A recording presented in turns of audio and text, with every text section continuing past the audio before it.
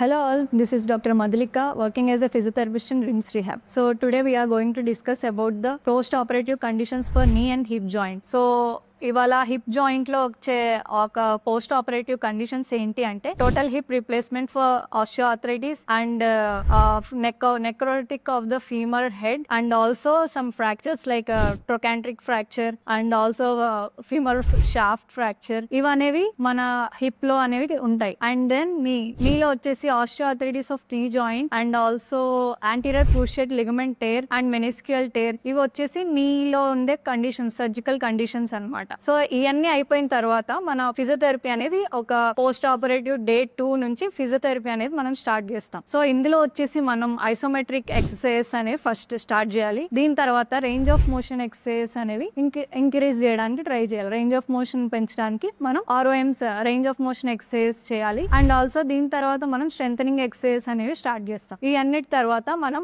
Like fracture అయితే non weight bearing, తర్వాత partial weight bearing gait training అనేది implement చేస్తాం. అండ్ దీని తర్వాత full weight bearing gait training అనేది స్టార్ట్ చేస్తాం. సో ఇవన్నీ మొత్తం ప్రోటోకాల్ 8 weeks ప్రోటోకాల్ అనేది మనం డిజైన్ చేయాలి. This is the physiotherapy protocol for the post operative knee and hip surgical procedures. Thank you.